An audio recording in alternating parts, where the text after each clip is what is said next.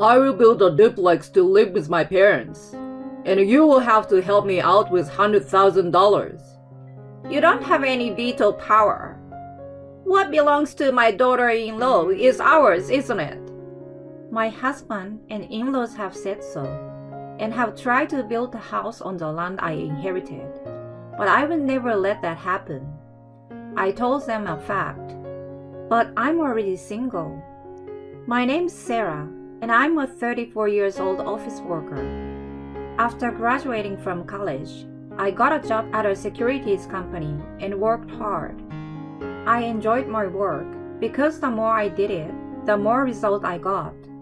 So I just spent my days focusing on work, and I found myself being entrusted with a good position. I was making a lot of money and had a lot of savings now. I was satisfied with my life and thought I was having a very fulfilling time.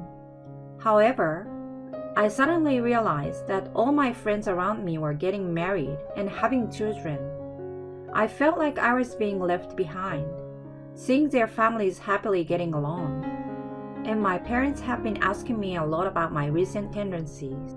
Is there anyone out there who is good enough for you? I think it's great that you work so hard at your job and that you are able to get results. But there is also something to be said about being happy as a woman. Yes, I get it. Sarah, I'm serious. If I could get married so easily, I wouldn't have a hard time. Well, that's true. My father started talking to me about marriage whenever we saw each other. One day, when he was not around, I asked my mother about it. Why is Dad rushing me to get married lately? You know, his health hasn't been so good lately. Huh? Oh, I shouldn't have said that. I'm sorry. He is worried about you because he has come to believe that he could die at any moment. Because as a father, he wants his child to be happy. I guess he also wants to see you as a bride or see his grandchildren. I see. I was surprised because I didn't know my father had such circumstances. And I strongly wanted to get married and show my father and mother how happy I am. However, as I had been devoting myself to my work without much attention to my love life, I didn't know how to find new encounters. Where do people find their partners? When I was wondering this, a friend of mine suggested I attend a blind date party. I had never been on a blind date before, but I thought it would be an experience and decided to attend. It seemed like I would never meet anyone if I didn't make an active move like that. It was my first time attending a blind date party, but it was more fun than I had expected. I was worried that it would be more of a meeting place for men and women, and that the atmosphere among the women might be a bit tense. But it was more like a drinking party, and I was able to enjoy talking with both men and women. The men and women were all very kind and nice, and the conversation was lively no matter who was next to whom. Then, we all exchanged contact information with each other, and one of the men contacted me individually. That was Jason. Jason was 29 years old, 5 years younger than me. I think he was the youngest of all the participants at the party. He was also good looking and was very popular among the other women. I was surprised when he contacted me, but I was even more surprised when I saw the content of his message. He told me that he had enjoyed talking with me so much that he wanted to meet me alone this time. I didn't expect such an invitation from him, but I was very happy, and I immediately agreed to meet with him. We had a great time, and our conversation was very enjoyable. After a few more dates, he asked me to go out with him, and that he thinks about marrying me later. We then decided to start dating. Our relationship was fine, and in no time at all, 6 months had passed. Then one day, Jason said he had something important to discuss and invited me out to dinner. I suddenly became concerned that it might be a breakup. I wondered if I had made him feel uncomfortable or bored because of the age difference between us. I was very scared, but I gathered up my courage and went to the restaurant where I was to meet him. And I was having dinner with him anyway, but I was not in the mood. The meal seems to be the same as before, but I still hadn't heard what the important thing was. Will he talk about a breakup after this meal? Is this the last supper we will take together? If so, I forgot to taste it. I was thinking about that and didn't realize I was being called by name. Sarah, are you listening? Oh, I'm sorry. I'm about to tell you something important, so please listen to me. I knew he was about to tell me something important, and I braced myself. Then he said, Sarah, will you marry me? Let's have a life together from now on. For a moment I did not understand what he was saying. Then finally, after some delay, I understood it in my head. What? Marriage? Seeing my surprise, he anxiously asked me if I would reject. No. I was just a little surprised. I took a deep breath, looked Jason straight in the eye, and replied, I'm very happy to be together with you. Jason looked very happy when I accepted his proposal. I couldn't stop smiling. I had not expected a marriage proposal in such a short period of 6 months of our relationship. So I thought he was completely on the break track. And since I was in such a state, the proposal made me many times happier. Then we reported our marriage to each other's parents. My father and mother were very happy and congratulated us many times. After the wedding greetings and the meeting of both families, we were successfully married. Many of my friends and colleagues congratulated us at the wedding, and I felt my happiness growing. Then, we went on our honeymoon and started our life as husband and wife. My honeymoon with my husband was very happy. I was surprised at how happy I was just to be with the person I loved all the time. Sarah, welcome home. Dinner is ready. Oh, thank you. My husband always finishes work earlier than me and arrives home before me, and he prepares dinner for me. I used to prepare dinner by myself after coming home from work after a long day of work, and I'm extremely grateful to him for doing that. Thanks to my husband's hard work, I'm able to focus even more on my work. As I ate my husband's home-cooked meals, I felt deeply happy that I had married him.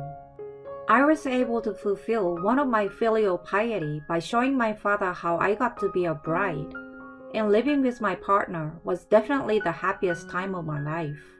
However, I would later come to regret that this marriage was a mistake. The first signs of this began to appear about 6 months after our marriage.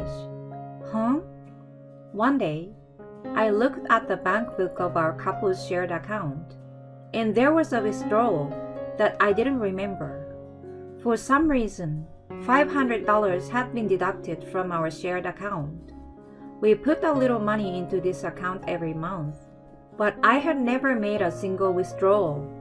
So my husband was the only one. I was a little worried and asked my husband about it. I don't think it's a good idea to withdraw money without permission. And I don't think it's a good idea to keep quiet about it to your partner. Jason, what did you do with this money? My husband was a little upset when I showed him the bank book.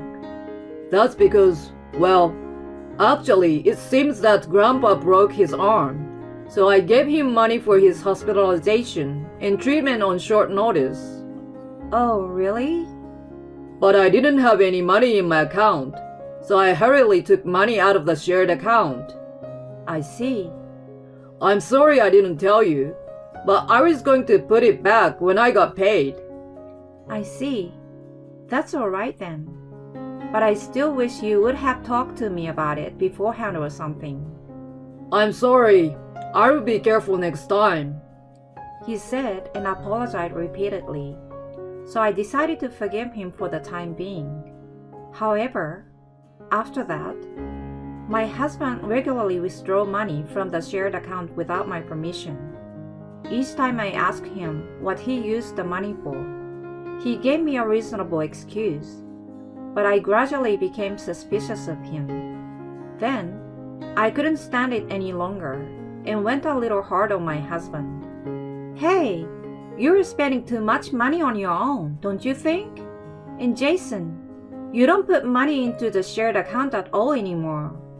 I want you to explain to me what's going on, because if you don't, I won't be able to trust you anymore. When I said this angrily, my husband started to get upset. I'm using the money for our family. The money in our shared account is ours to begin with. So what's wrong with me spending it? I'm not saying you shouldn't spend it. I'm saying don't spend it on your own. I told you, I'm using it to pay for Grandpa's medical bills. Why are you? His grandson paying for it. Isn't it supposed to be paid for by your mother or father? Well, that's... Don't try to cover it up with a lie. When I said that, my husband was driven into a corner and suddenly said something outrageous. Then, do you want a divorce? What? Divorce? If you doubt me that much, it will be difficult to continue our marriage. Wait a minute. I'm not thinking that much about divorce. Then be a little nicer to me. I'm spending the money in our shared account, and I'm sorry for that too. Okay. I was still in love with my husband at this time, and I didn't want to get a divorce because then I wouldn't be able to show my parents their grandchildren's faces. However, I would later regret that I should have divorced him quickly at that time. Since then, my husband has become a little cold toward me. He used to prepare dinner for me, but he stopped doing housework. And lately, when I come home, more often than ever, my in-laws are there. Molly and Ronald, what is going on with you? I'm here to see my son. Is it a bad thing? Sarah, how can you walk till late while we are here? Did you not want to see us? No, it's not like that. She's a workaholic. She is also a tightwad when it comes to money. Well, that's an apt description. My in-laws laughing at me and making fun of me. I was fed up with the situation where I came home from work and my in-laws were there. This would still be better if I worked more overtime and came home just before the last train. After that, my in-laws would come over to my house and my husband would have a friendly chat with them. I also thought it was kind of weird because as soon as I come home from work, they will leave as if this is a sign. My mom and dad would leave quickly because you always looked so uncomfortable. I was shocked when he really said something like that to me. Was it my fault? I'm just working hard. Why should I be told such a thing? I was starting to get pretty stressed out over my husband's attitude and my in-laws' attitude. Besides, while I was working so hard, my husband was having a nice conversation at home with his parents, who came home before me. Just thinking about that made me feel really angry.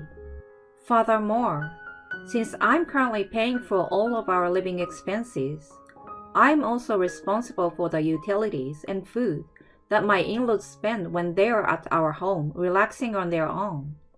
There were many things that I didn't agree with, and I was beginning to wonder if I should continue living this marriage life. Then, an event occurred that gnawed at my heart. It was the death of my father. My father suddenly collapsed from acute heart failure and passed away. It was so sudden that my mind went blank. Even when I saw him in the hospital with a white cloth over his face, I still couldn't believe that he had passed away. I couldn't show him his grandchildren, and my mother and I were saddened. I had heard that he had been in good condition recently, even though his health had been getting worse. Then, I was suddenly told that he had passed away, and my emotions were not able to catch up. But despite of my grief, I knew that I had to make sure my father's funeral was held properly. I hurriedly made arrangements in preparation for the funeral, and somehow managed to hold my father's funeral without incident. Then, afterward, the lawyer explained to me about the inheritance. He told me that my father had made a will in preparation for the eventuality of his death when he became ill. In his will, my father left me and my mother a share of his savings, and I was to inherit the land of my parents' house. I wasn't that concerned about the inheritance, but my husband and in-laws, not me, were extremely agitated about the inheritance. Sarah, is it true that you inherited the land? Yes, that's right. That's great. Then let's build a house. Why? Because you inherited the land. Then let's tear down your stale parents' house and build a new one. And we'll make it a duplex and live with my mom and dad. Wait, what are you talking about? I'm not going to do that. The land is mine, but my mother still lives in the house. Why don't you just say something nice and ask her to move somewhere else? Don't be silly. There's no way I could do such a terrible thing. What the hell? We are a couple. You could at least listen to me a little bit. Every single time you ask me for something, it's too much. I'm not asking you to do anything unreasonable. Living with my parents and building a new house, those are two things I'm asking for. Nothing too hard. I'm saying that's unreasonable. I didn't think my husband could be this difficult to talk to, but I would never let him build a house. I had thought of various countermeasures, but my husband was tougher than I had expected. He brought his parents to our house every day and told me that he was going to build a two-family house with the three of them. They also showed me materials they had obtained from a real estate agent and seems to be steadily preparing to build a house. Then, perhaps out of frustration, his attitude toward me became stricter and stricter. Come on, we are asking you to build a house so many times. Just get on with it and start getting the house ready to be built. You are too slow to act. No, I don't approve. I don't care what you approve or disapprove of. You married Jason. You do what he says. It's really hard for me to keep listening to them yell at me like this when I come home tired from work. But I don't leave it at that. I'm secretly making preparations. Then one day, my husband and in-laws must have gotten impatient because they tried to subdue me by raising their voices and looking even scarier than usual. I'm going to build a two-family house to live with my parents, and I want you to help me with $100,000. You don't have any veto power. We are already on the verge of moving forward with a real estate agent. What belongs to my daughter-in-law is ours, isn't it? My husband and in-laws have said so, and have tried to build a house on the land I inherited. But I will never let that happen. I told them a fact, but I'm already single. What are you talking about? My in-laws are upset by my statement. Jason, have you forgotten that you stuck divorce papers in my face? You have been shoving filled out divorce papers in my face lately when things don't go your way. I have filed them. I'm sick of you threatening to build a house on my inherited land. So I let you become strangers to me. Then the land will no longer be any of your business. Bullshit. I don't accept that. That's right. That divorce is null and void. I will sue you for divorcing without permission. The in-laws were furious with me, but I couldn't lose. I'm sorry, but divorce is final because Jason, you're having an affair. Me? What are you talking about? You don't have to be so defensive. I had the credit agency investigate, and I got a bunch of pictures of you bringing a woman into my house during the day. I also found out that you quit your job without my knowledge. No wonder you've been spending all the money on the shared account. But I'm going to make you pay for it. I'm going to make sure you pay alimony for the affair. My husband and my in-laws became pale and lost their words. For now, can you just pack up your stuff and leave? This apartment is rented in my name. If you continue to stay here, I will call the police. Wait a minute. Police? From my point of view, it's more disturbing to have strangers in my house. I said that and took my phone and made it easy to understand. Let's see, it was 911. I said. Then my husband and in-laws rushed out of the house. I immediately locked the door. After that, I filed a claim for alimony against my husband and the adulterer through a lawyer. I also canceled the apartment I was living in with my husband, and I returned to my parents' house and started living with my mother. Then, I rebuilt my parents' house with the inheritance I received from my father and the money I had saved. The house was made barrier-free so that it would be easy for my mother to live in even if she became old and her legs and hips deteriorated. And the other rooms were also made new and comfortable for her. My mother was very happy with the new house, and I was also happy to see her like that. By the way, my ex-husband and in-laws are now spending their days in a state of isolation, not being taken seriously by anyone around them. They had been bragging to the neighbors that they were going to build a new two-family house, but as a result, they were abandoned by me. There was no more talk about the new house. And then, word spread about my ex-husband's infidelity, so the neighbors are giving them the cold shoulder. Furthermore, my ex-husband has already quit his job, so my in-laws are now paying the alimony that my ex-husband has to pay every month on his behalf, while supporting him who doesn't work.